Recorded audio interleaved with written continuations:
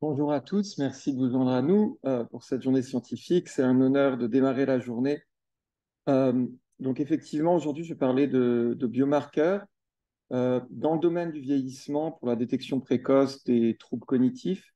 Mais au-delà de ça, je vais essayer de faire le point qui a un intérêt à essayer de chercher des biomarqueurs cérébraux qui vont s'appliquer au-delà des catégories diagnostiques traditionnelles.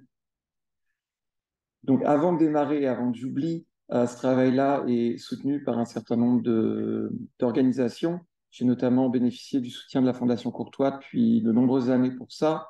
Actuellement, la fin de ce que je vais vous présenter est financée par Ivado. Et puis, ce programme de recherche s'inscrit dans le cadre de mon chercheur boursier senior. C'est pour ça que je suis venu avec une barbe blanche aujourd'hui, au FRQS.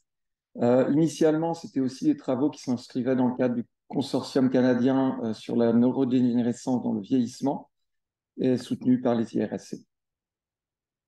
Donc la première partie en fait de ma présentation va être quelque chose de directement pertinent pour vous et la thématique d'aujourd'hui, c'est-à-dire le diagnostic automatique à l'aide de l'IRM fonctionnel dans le cadre de la maladie d'Alzheimer. Et moi, j'ai démarré mon laboratoire en 2011, 12 ans, sur cette thématique-là. Et je dirais que la motivation, il y avait plein de gens qui travaillaient là-dessus à l'époque, enfin qui continuent de travailler là-dessus à l'époque. Et disons que c'était traditionnel de présenter ce petit schéma-là, donc je voulais l'apporter aujourd'hui, même s'il est un petit peu âgé maintenant. Donc la maladie d'Alzheimer se caractérise par une cascade d'événements. C'est mieux connu sous la forme des symptômes cognitifs, de la démence, qui est en fait une perte d'autonomie, et qui est représentée sur ce schéma. Là, vous ne voyez pas. OK. Vous êtes avec ça? Yeah. Tout à fait à droite, vous allez voir les troubles cognitifs se développent avec une phase précoce, les troubles cognitifs légers, une phase avancée, la démence, et puis une phase préclinique qui peut durer des dizaines d'années. Mais au niveau du cerveau, il y a un certain nombre de marqueurs bien établis qui vont commencer à se mettre en œuvre avant même l'apparition de symptômes, notamment l'accumulation de plaques d'amyloïde bêta est quelque chose d'assez précoce et qu'on peut voir chez des gens qui sont cognitivement sains, mais qui vont être plus à risque de développer des symptômes. On a aussi les écheveaux de protéines tau qui font l'objet de beaucoup d'études actuellement, donc qui sont indiqués là. Et puis, il y a évidemment l'atrophie du cerveau qui va se passer, qui est représentée en bleu ici. Enfin, quand on parle de neurodégénérescence, c'est souvent à ça qu'on pense, c'est perte de cellules neuronales. Mais il y a aussi en fait un indicateur de la maladie assez précoce qui est la perte de synapses. Et ça, c'est quelque chose qui arriverait assez tôt en fait dans le déroulement de la maladie et qui est indiqué ici en orange. Et le type de marqueur d'imagerie dont je vais vous parler ce matin serait potentiellement sensible à ces atteintes synaptiques, ce qui a motivé en fait énormément de recherches sur l'application de la technologie pour le diagnostic de la maladie d'Alzheimer. Et c'est ça que j'ai décidé de faire quand j'ai démarré mon laboratoire. En fait, à peu près à cette époque-là, moi j'ai démarré, comme je vous disais, pas mal ici. On a vraiment vu un changement important au niveau des essais cliniques. Donc ça, c'est un petit graphique qui résume les essais cliniques enregistrés dans le registre public aux États-Unis et qui indique le type de population recrutée dans l'essai. Et ici, on a des gens qui sont recrutés au stade de la démence, modérée, mais en fait, on voit que de plus en plus, vers la fin des années 2000, on a 2010 et plus, on commence à recruter des gens au stade prodromal, donc les troubles cognitifs légers, ou même précliniques. Donc, on va donner des médicaments anti-Alzheimer à des gens qui n'ont pas de symptômes cognitifs. Mais évidemment, si on fait ça, on va s'assurer qu'on va recruter des gens qui sont vraiment à risque de développer des symptômes. Parce que si on donne des médicaments à des gens qui, de toute façon, sont bien corrects d'ici 5 ans, en fait, ça va être difficile de prouver que le médicament fait quelque chose. Donc, il y a un intérêt à avoir des marqueurs qui nous permettent de recruter des gens qui sont véritablement à risque. Donc, on va faire de l'imagerie. C'était l'idée. Le type d'imagerie dont je vais vous parler, c'est ce qu'on appelle l'imagerie par résonance magnétique fonctionnelle. Vous êtes probablement très familiers avec l'idée d'IRM. La plupart des gens vont être amenés à en faire une à un moment de leur vie, même si c'est difficile d'y accéder, parce qu'on n'a pas assez de machines au Québec. Mais l'IRM fonctionnel, c'est comme un autre genre d'image qu'on peut faire avec l'IRM. Et en fait, c'est basé sur un phénomène assez comme bizarre, inspirant, je ne sais pas. C'est quand on pense vascularisation, en fait, on pense plutôt aux grosses artères et puis aux grosses veines qui sont très apparentes. Mais en fait, toute cette vascularisation, en fait, elle se sous-divise en tout petits tuyaux pour aller vraiment irriguer les populations de neurones là où on en a besoin, au moment où on en a besoin. Donc, si on fait un zoom sur une toute petite partie du cerveau, en fait, ici, vous avez des petites colonnes hexagonales et puis un espèce de rectangle. Ce rectangle, il fait environ 1 millimètre par 1 millimètre. Donc, les hexagones font une fraction de millimètre.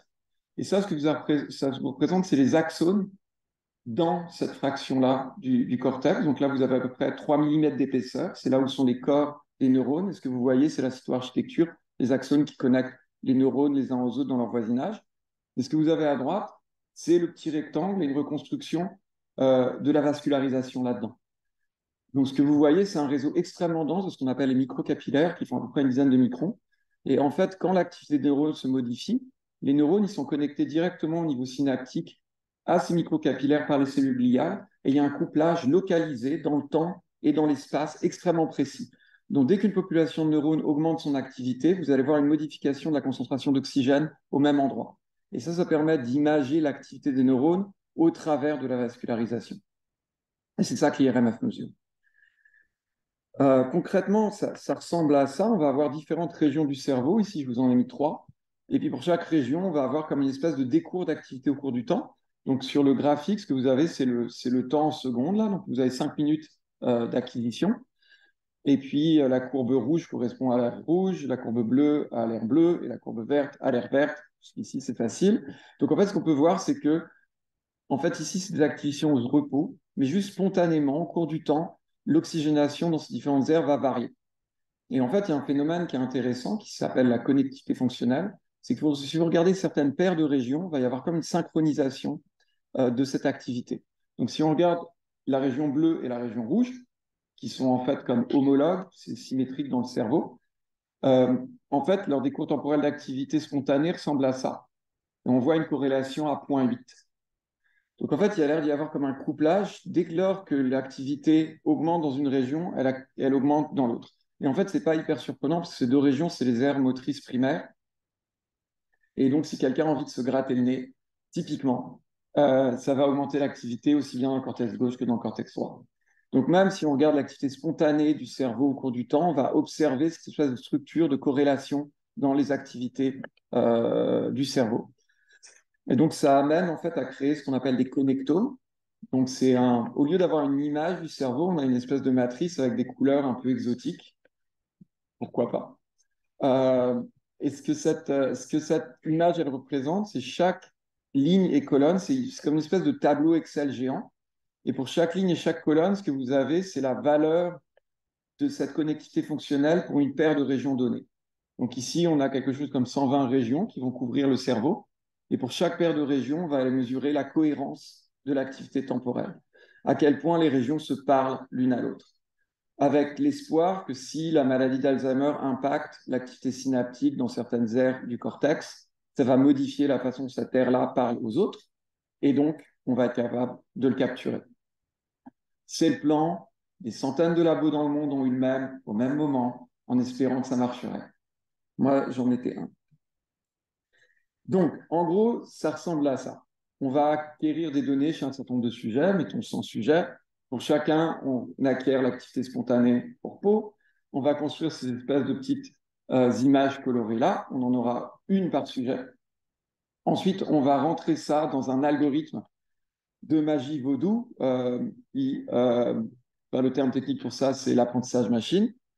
Et on espère être capable, à partir de ces mesures-là, de dire, tiens, est-ce que la personne a une démence de type Alzheimer? Si ça ne marche pas, on est dans le trouble. Mais mieux que ça, est-ce que cette personne va développer une démence de type Alzheimer dans 5 ans? Et si c'est le cas, on peut essayer de le rentrer ou de la rentrer dans un essai clinique pour voir si on peut altérer le décours de la maladie avec un médicament. Donc moi, j'ai essayé de faire ça, je dirais, pendant une dizaine d'années. On a raté beaucoup. Et à un moment, on a décidé de rater de façon beaucoup plus publique. Donc, avec un groupe de collègues, euh, on a essayé de faire vraiment une étude dite préenregistrée. Donc, on a décrit tout ce qu'on allait faire avant de le faire et avant d'accéder aux données. Donc, on a utilisé, en fait, la plupart des gens, en tout cas mon laboratoire et les autres, on avait beaucoup essayé avec une base de données qui s'appelle ANI. Il y en a une autre en IRM fonctionnel qui est sortie qui s'appelle Oasis. Donc, on a décidé d'utiliser celle-là parce qu'on ne la connaissait pas. Donc, il y a 662 sujets, il y a des suivis en moyenne sur 6 ans. Donc, on a décidé d'essayer de prédire dans des gens qui étaient au stade préclinique ou prodromal, est-ce qu'ils allaient développer des symptômes de démence dans les 6 années à venir. Et puis, on a regardé différents types de métriques. Et donc, dans cette espèce de groupe-là, on avait vraiment beaucoup de gens qui étaient considérés comme des spécialistes mondiaux sur la technique d'IRMF et d'apprentissage machine. Et donc, on a essayé de définir c'est quoi les meilleures pratiques. Et puis, donc, on a des mesures non cérébrales, évidemment, comportementales, génétiques, comme l'APOE, qui est un très gros facteur de risque pour la démence. On a des mesures cérébrales structurelles, classiques, beaucoup utilisées, établies. Et puis des mesures cérébrales fonctionnelles, où on a, c'est ça, essayé d'utiliser les meilleures pratiques pour les générer. Donc, en fait, on a testé plusieurs modèles. Il y en a quatre couleurs ici. Le modèle A, on n'utilise que des données non cérébrales, finalement. Le modèle B, on va rajouter les mesures structurelles qui sont bien établies, qui mesurent cette espèce d'atrophie du cortex. Le modèle C, on a ce qui est non cérébral et fonctionnel. Et puis, dans le modèle D, on se donne tout pour essayer de faire le mieux qu'on peut. Et puis, ce qu'on essaie de prédire, en fait, c'est des changements longitudinaux au cours du temps sur deux métriques, le MMSE et le CDR. Et si vous voulez savoir ce que c'est, il y a Sylvie Belleville dans la salle pour répondre à vos questions. Mais en gros, c'est un truc qui essaie de mesurer la démence. Donc, c'est ça. Et ça, c'est les résultats. Donc, en fait, ce que ça représente, le R2, c'est un score de qualité de la prédiction, à quel point on va être capable d'approximer correctement le développement de symptômes au cours du temps. Et puis, bon, on a une espèce d'intervalle de confiance, là, parce qu'on a beaucoup de sujets, ça nous permet d'avoir une espèce de mesure de variabilité. Et donc, en fait, le modèle qui marche le mieux, c'est le modèle où on utilise des variables non cérébrales et la structure du cerveau. Donc, en fait, c'est pas mal ce que les gens font dans la pratique clinique. Ensuite, juste en dessous, on a le modèle où on utilise tout. Et puis après, on va avoir le modèle où on n'utilise que la cognition. En fait, que la cognition, ça marche plutôt pas mal. Les mesures non cérébrales en général. Et puis tout en bas, on a le fonctionnel tout seul. Donc moi, quand même, ce que je remarque aussi, c'est que enfin, globalement, ces métriques 0,34, 0,36, 0,4 et 0,42, c'est des métriques de R2, en fait, c'est bon, même si ça paraît bas, en fait, c'est bon. Et elles sont très proches.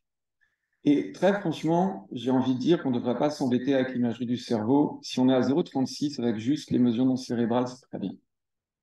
D'un point de vue pratique et clinique, moi, je ne vois pas vraiment d'intérêt sur la base de ces résultats-là à faire de la neuroimagerie. Donc, France IM est parti dans l'industrie. Kalama Kardadi, je ne sais plus où il est. Alexandre Grandfort est maintenant à Meta. Kadok est aussi scientifique des données à Meta. Tal Yarkoni était à Twitter, mais il est parti pour des raisons évidentes. Gaël Varocco continue à être dans la recherche, mais il a arrêté de faire de la neuroimagerie. Voilà, bon, on en retire ce qu'on en veut, mais je pense qu'il y a quand même eu une espèce de moment pour ce groupe-là. Ce n'est pas les seules raisons qu'on fait qu'ils ont quitté pour l'industrie, mais je pense qu'il y a eu comme une espèce de désillusion sur le rôle potentiel de l'IRM fonctionnel comme biomarqueur. Et en particulier dans la maladie d'Alzheimer, des illusions que je partage dans une très large mesure. Donc voilà. Donc mon laboratoire s'est comme repositionné sur d'autres thématiques depuis. Mais c'est ça. Au moins, on l'aura fait et on l'aura comme établi sérieusement. Maintenant, je dois dire que je ne pense pas que ce soit la fin de l'histoire. Ça, c'est un résultat en fait qui ne sort pas de mon laboratoire. C'est du laboratoire de Daniel Obsdock, qui est maintenant à l'université McGill. Et en fait, il a utilisé la banque de données UK Biobank, qui a à peu près 1 million de participants, et 100 000 qui vont faire de l'imagerie, et qui permet vraiment de regarder à quel point les modèles prédictifs peuvent bénéficier de grosses tailles d'échantillons. L'étude que je viens de vous montrer, traditionnellement, en neuroimagerie, c'est une très grosse étude, on a plus de 600 sujets. Mais en fait, par rapport à l'échelle de UK Biobank, c'est une petite étude. Et par rapport à l'échelle des données cliniques qu'on acquiert dans la vraie vie, c'est ridiculement bas. On s'entend que des IRM, au Canada, il y en a beaucoup qui sont faits. Donc, ce que ce groupe a essayé de faire ici, en tout cas sur la droite, c'est des prédictions en bas à droite à partir de l'IRMF, du groupe d'âge et du sexe. Donc, en fait, ils ont comme quantifié les groupes d'âge en 5 groupes, hommes, femmes, parce qu'ils ont allé avec une mesure binaire, donc ils ont comme 10 classes. Et ils ont essayé de voir à quel point ils peuvent prédire ça en fonction du nombre de sujets qu'ils utilisent pour construire leur modèle prédictif. Et vous voyez vraiment qu'il y a comme une progression comme linéaire. Plus on a de sujets, mieux ça marche. Et en fait, ici, l'axe des X, il se termine à 8000 sujets. Et ça continue de monter. Et moi, je suis à peu près certain que si on était à 800 000 ou même à 8 millions, on continuerait à avoir cette tendance-là. Donc, en fait, il y a 2 conclusions qu'on peut tirer de l'étude que je vous ai montrée. Une, c'est que l'IRM ne sert à rien. Et c'est une possibilité très réelle. L'autre, c'est que simplement faire des modèles prédictifs, on souhaite vraiment arriver à des conclusions au niveau individuel avec 600 sujets, ça ne sert à rien. Et ça, en fait, c'est, je pense, très probable, même s'il y a du signal dans l'IRMF.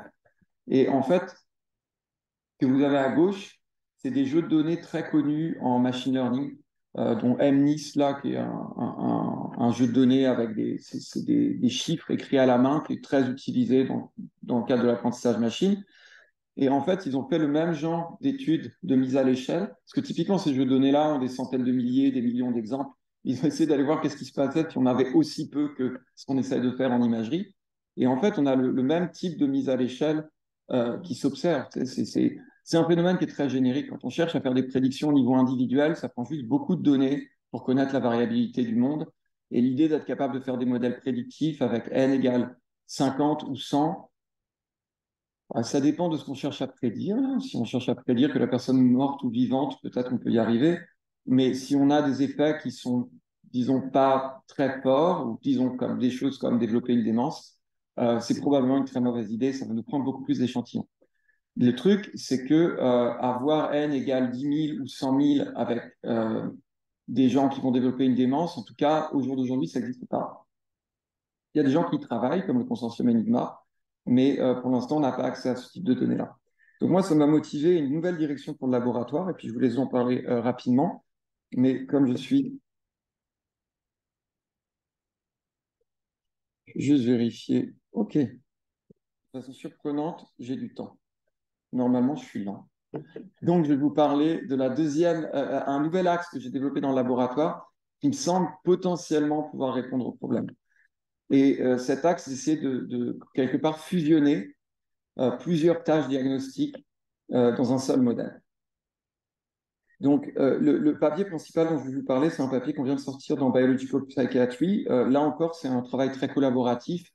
Il a été basé principalement au laboratoire de Sébastien Jacquemont à Sainte-Justine, qui est un généticien. Mais donc, on co-supervisait Clara Moreau, là, qui faisait sa thèse en neurosciences à l'UDM. Et puis, je me suis chargé comme vraiment de la partie génération de marqueurs en neuroimagerie. On a un peu là une espèce de dream team de tout ce qui est imagerie et génétique dans le monde, avec Paul Thompson et David Glann notamment. Euh, et en fait, la logique de l'étude, c'est de se dire, d'habitude, on fait une approche dite top-down, on part de diagnostic clinique, et ensuite on essaie de voir, bah, tiens, ça, est-ce que ça a un impact sur le cerveau, est-ce que ça a un impact sur les gènes? Et en fait, ce qu'on voit, c'est que typiquement, euh, l'impact du diagnostic clinique sur les marqueurs cognitifs, il est immense, parce qu'en fait, c'est comme ça que le diagnostic clinique est défini. Ensuite, sur le cerveau, il est faible, parce qu'en fait, il n'y a aucune raison qu'un trouble, un symptôme donné reflète le même genre de problème au niveau du cerveau. Il y a plein de différents types de problèmes au niveau du cerveau qui peuvent se manifester pareil en clinique. Et au niveau des gènes, alors là, l'overlap, il est majeur. La schizophrénie et l'autisme, en termes de génétique, pas mal, c'est la même chose. Il y a énormément de gènes en commun quand on cherche les gènes qui sont à risque pour les 2 conditions. Donc, l'idée, c'était de se dire, bah, tiens, on va partir de l'autre sens, on va partir de mutations génétiques très rares, qu'on appelle les CNV, je vais vous expliquer ce que c'est, qui ont un effet, en fait, important sur le cerveau, et important aussi au niveau cognitif. Et puis, on va voir à quel point c'est associé à des signatures cérébrales notamment qu'on va potentiellement pouvoir retrouver dans nos fameux diagnostics cliniques. Donc, l'idée, c'est de voir est-ce que des mutations génétiques rares peuvent nous permettre à comprendre l'hétérogénéité qu'on voit dans des populations traditionnelles. Et puis lui, Sébastien Jacquemont étant à Sainte-Justine, c'était plutôt les troubles neurodentaux qui l'intéressaient. Donc je vais vous parler d'autisme et de schizophrénie, mais on est en train de travailler à l'étendre pour inclure Alzheimer notamment. Donc qu'est-ce que c'est qu'un CNV? Un CNV, c'est un truc, en fait, ici je dis rare, en fait les CNV c'est commun, la plupart des gens en ont. On le sait maintenant qu'on fait des évaluations génétiques intégrales à large échelle.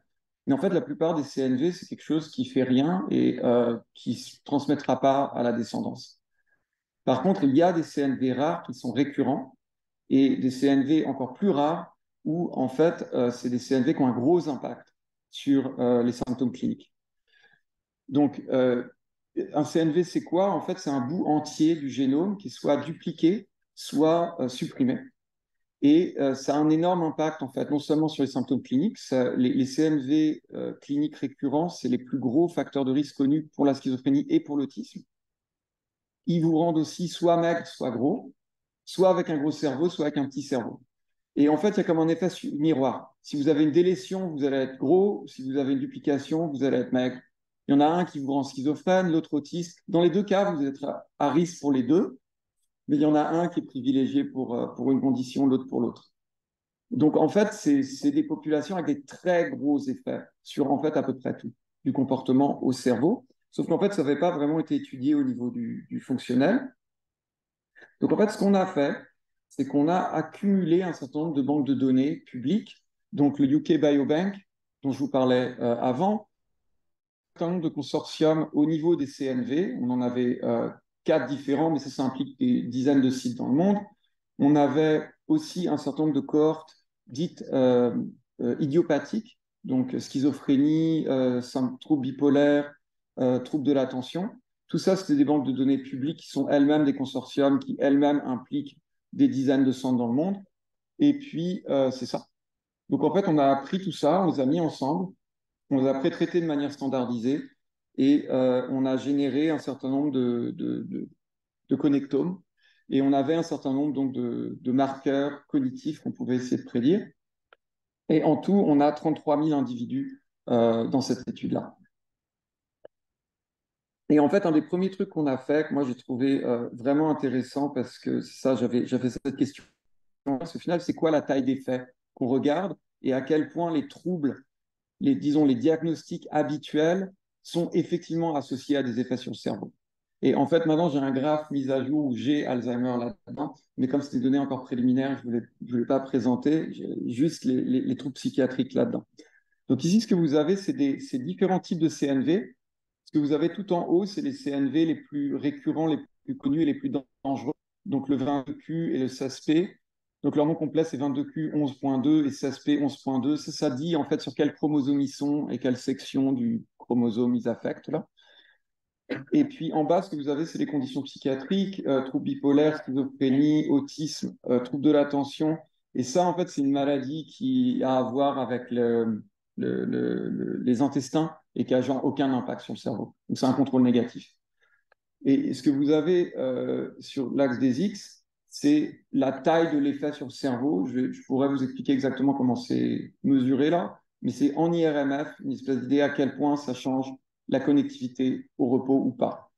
Et en fait, on voit qu'il y a des conditions qui ont une grosse taille d'effet. Point 4, point 5, c'est grosse taille d'effet. Donc, trouble bipolaire et schizophrénie, c'est quelque chose qui impacte vraiment beaucoup la connectivité au repos. Mais quelque chose d'aussi sévère que l'autisme, en moyenne, c'est presque rien. Et en fait, les troubles de l'attention, c'est pas significatif. Alors que les troubles de l'attention, on s'entend, c'est un truc héritable, hyper sérieux, c'est une véritable condition, là. Mais je pense que c'est juste tellement hétérogène que quand on compare une moyenne de groupe contrôle et une moyenne de groupe patient, on finit avec rien. Et en fait, moi, ce qui m'a vraiment redonné un peu la foi dans l'IRF, c'est que ça c'est des relativement petits groupes, là, les DEL de 22Q, ça a pris un consortium pour rassembler 50 participants par groupe, mais nos tailles d'effet, elles sont juste massives. On est sur des D à 0.5, là. Mais c'est des groupes qui sont hyper homogènes en termes des altérations cérébrales et en termes des altérations génétiques. En fait, je pense que fondamentalement, notre problème, ce n'est pas un problème qu'on n'a pas de signal, c'est juste qu'on a un signal compliqué et qu'on a une grande hétérogénéité dans la population parce que la race humaine, elle est diverse. Et cette idée qu'il y a un cerveau autiste ou un cerveau Alzheimer, c'est juste idiot. Je suis désolé, c'est peut-être un peu provocateur, mais c'est vraiment une idée qu'il faut qu'on mette à la poubelle et qu'on oublie très vite. Mais si on fait des groupes qui sont plus homogènes, on peut avoir du signal en neuroimagerie fort.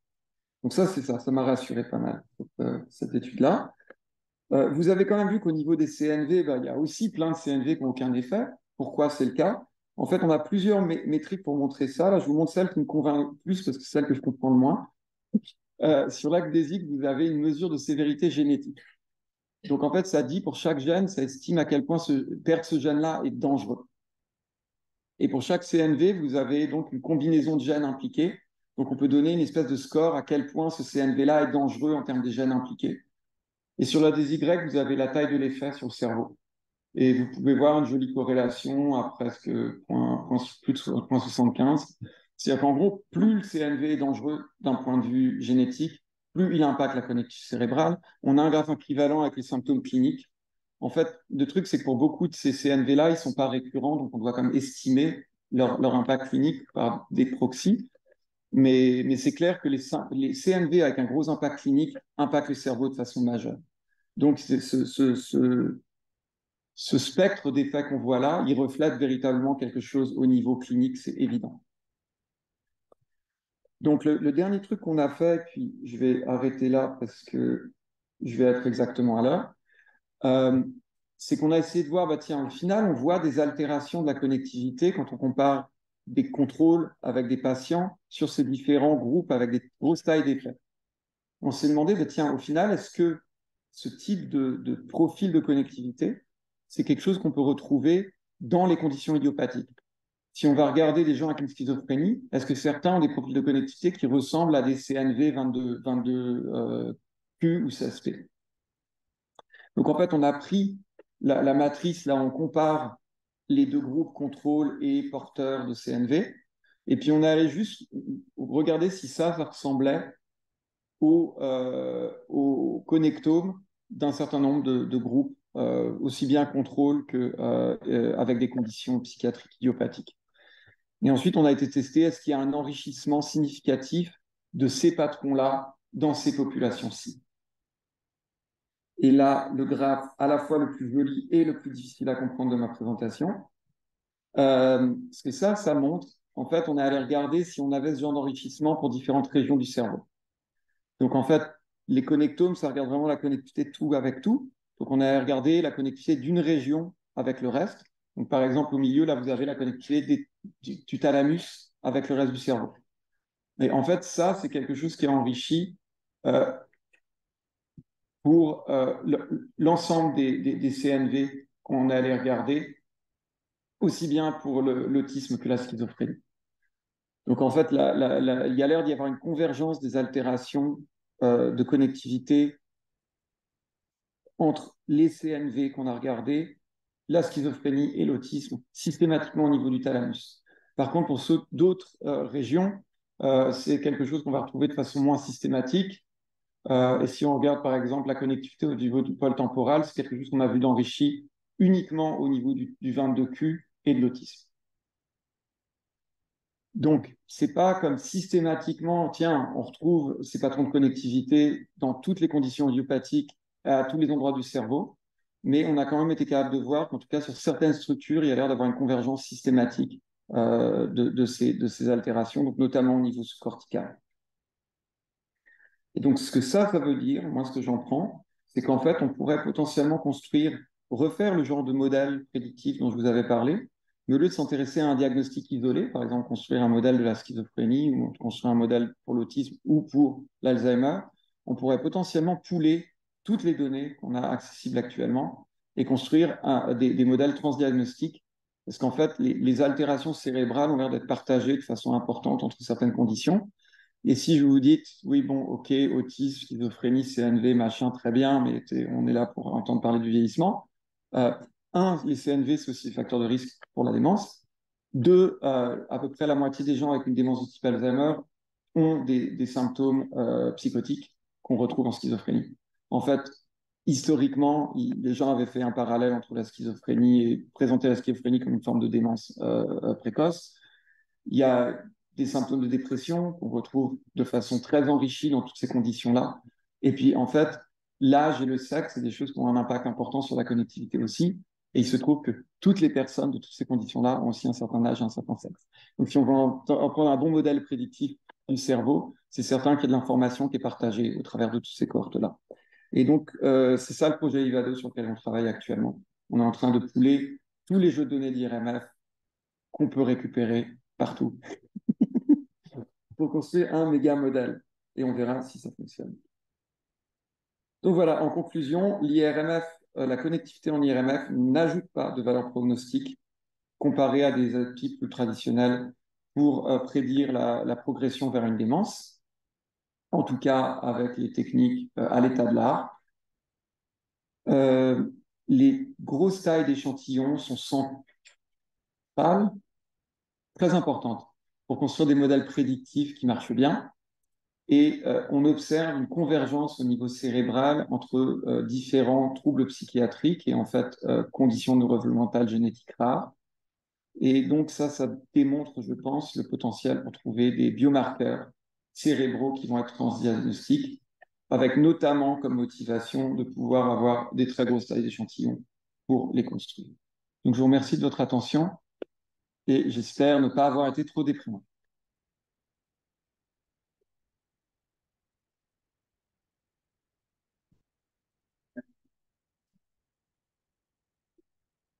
Merci Pierre pour cette conférence didactique et fascinante.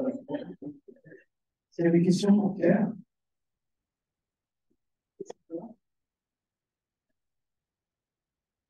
Merci Yann. En fait, j'avais une question. Tu as insisté beaucoup sur le nombre de participants qui ont facteur. Je voulais t'entendre quelques secondes sur la quantité de données en reste pour avoir une bonne matrice. Et une deuxième question rapide en lien avec ça. On a tendance pour une séquence resting state à produire une seule matrice par sujet. Est-ce qu'il y en a un avantage à utiliser un approche où il y a des fenêtres temporelles sur les données resting state? Ok, donc il y a deux questions dans la question. Je vais les prendre dans le désordre. Donc la première, c'est est-ce que... Donc ici, je vous ai dit, on construit cette matrice qu'elle représente, c'est quelque part la cohérence de l'activité entre deux régions. Et donc en fait, on part de mesures où on a énormément de richesses, des cours dans l'ensemble des cerveaux. Donc on filme le cerveau, où chaque image est une image 3D, et on va la réduire à genre une mesure qui dit que c'est pour un couple de régions A, ça se ressemblait ou pas. Et j'ai envie de dire qu'il y avait comme un gros engouement pour ce type de métrique-là dans la communauté parce que c'est simple et que c'est clair comment on peut faire un modèle prédictif avec. Si on veut directement partir des séries temporelles, ça nous demande comme espèce de retrouver des signatures, des cascades d'activité dans le cerveau et ça rajoute une complexité qui est énorme. Moi, je pense qu'il y a un gros intérêt à le faire. Mais encore aujourd'hui, il y a très peu d'études qui essaient de travailler directement sur les représentations de l'espace-temps. Et donc, quand je disais qu'on a ce nouveau projet IVADO, on essaie de pouler toutes les données. En fait, c'est avec des modèles dynamiques, comme tu en parlais. Mais la technologie est juste en train d'émerger là. Actuellement, je pense qu'on peut faire ça bien. Et effectivement, en fait, j'ai dit, ah tiens, la conclusion que j'ai prise là, c'est soit l'IRM ne sert à rien, soit on a des tailles d'échantillons qui sont trop petits, mais en fait, il y a plein d'autres trucs potentiels. C'est le problème. Quand ça marche, on sait que ça marche. Quand ça ne marche pas, on est laissé avec une grosse liste de choses qui pourraient faire que ça ne marche pas. Donc, définitivement, regarder plus des marqueurs dynamiques pourrait avoir une importance. L'autre point que tu amenais, c'est la durée de l'acquisition. Beaucoup des acquisitions en IRMF, faire ce type d'études, sont 5 minutes, comme je vous présentais ici. Or, ça, c'est quelque chose qui a été étudié depuis une bonne dizaine d'années et c'est clair que pour avoir ce type de matrice de façon où tu peux avoir vraiment confiance, ça prend à peu près 30 minutes de données. Cette matrice se stabilise vraiment avec 30 minutes de données. ADNI a étendu beaucoup la durée d'acquisition des données en Resting Set pour ça, mais c'est-à-dire que ça devient un énorme investissement pour les études. Généralement, elles essayent d'acquérir beaucoup de données en 1 heure. Donc, pour le CCNA, là, le consortium canadien, moi, j'étais impliqué sur le versant IRMF. J'ai vraiment essayé de les convaincre d'aller chercher au moins 10 minutes. Et finalement, ils m'ont laissé avec moins de 5 minutes. Je crois qu'ils ont même encore coupé à 4 minutes récemment. Et c'est clair qu'enfin, on le sait, c'est mathématique, les données, elles sont hyper variables. Et en gros, faire du diagnostic individuel avec ça, c'est peine perdue, en fait. Euh, donc, est-ce qu'il faut mieux acquérir 4 minutes qu'on sait qui ne servent à rien, ou ne pas acquérir une demi-heure qui pourrait être utile? Dans tous les cas, en fait, on a perdu. Donc, ouais, j'ai envie de dire qu'avant qu'on ait vraiment des données probantes qui montrent qu'avec une demi-heure, ça sert vraiment à quelque chose, ça va être dur de convaincre les grosses études, mais c'est un problème de fait et de la poule, là. Donc, c'est certain que même avec notre espèce de méga modèle là, qu'on essaie de construire, on va être contraint par le volume de données individuelles dans la performance des modèles. C'est ça. J'ai des cours pour les prochaines questions. Merci, Del. C'est vrai que tu nous as remercié au début avec une présentation très didactique, et après tu nous as cher. Parfaitement. Pour vous réveiller, c'est le matin. C'est mon J'ai rôle. deux questions. La première est basique, là, et la deuxième peut-être un peu plus générale. D'abord, dans tes scores, là, c'est des scores globaux. Mais ce qui me chagrine un peu, c'est que vous n'allez pas voir la question des faux négatifs et des faux positifs. Ah, Parce que ça a des implications vraiment différentes. Et c'est possible que ton IRMR va aller chercher, par exemple, les faux négatifs. Parce que si tu vas chercher les faux négatifs, c'est formidable en termes, c'est surtout pour des essais cliniques, notamment. Tu peux aller enlever beaucoup de variabilité. Les faux positifs, c'est intéressant aussi, mais plus dans une perspective de prévention, etc. Donc, ma première question, c'est, ou peut-être, vous avez dû remplir la déprime, mais est-ce que si on regarde les faux négatifs ou positifs, peut-être que ces différents marqueurs ont un impact différent à l'homme? Donc, merci Sylvie. Donc, dans cette étude-là, le choix qui avait été fait, c'était de prédire le rythme de déclin sur certaines métriques comme quelque part continu, en tout cas en discret.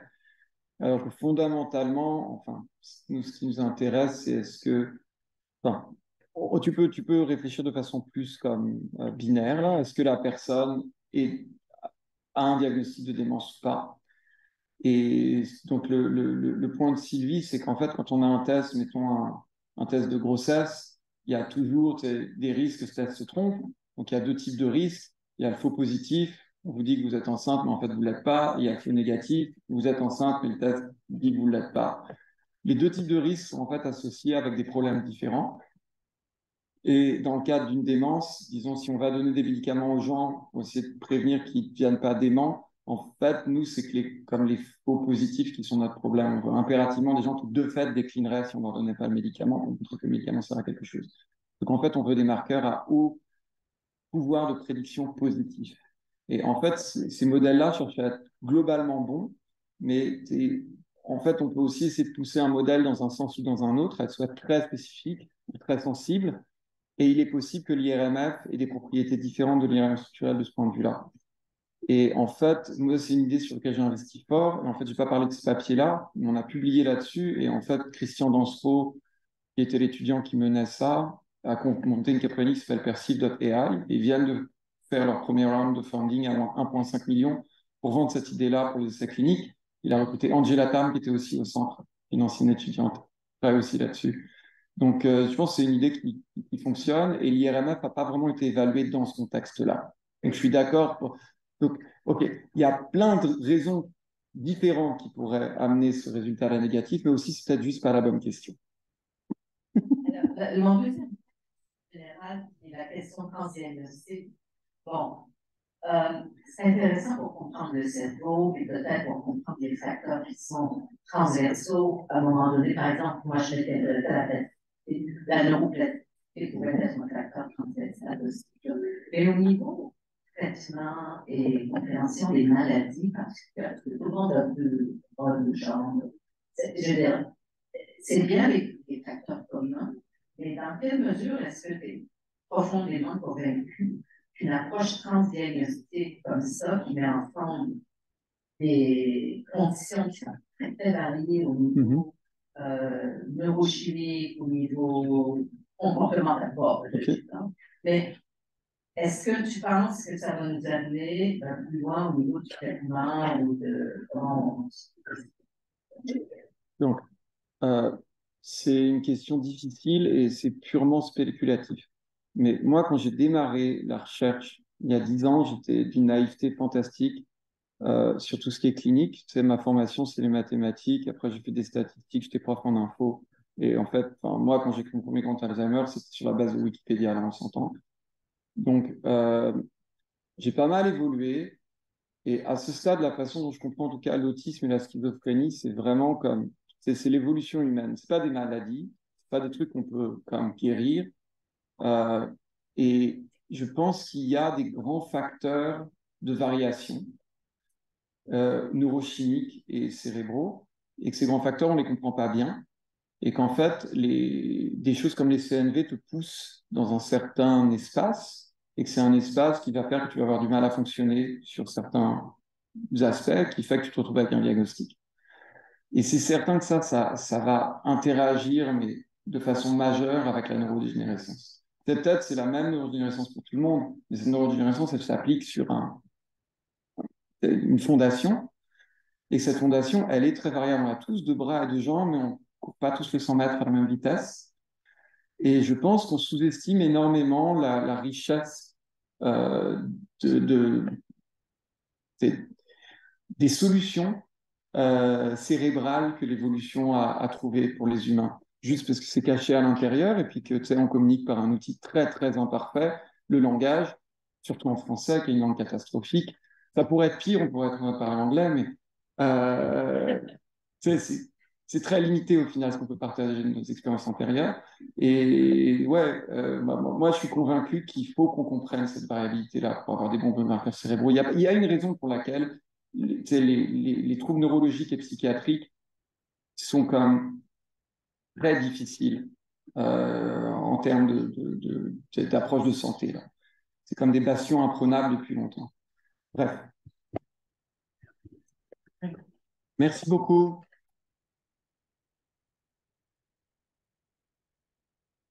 Merci Pierre pour ce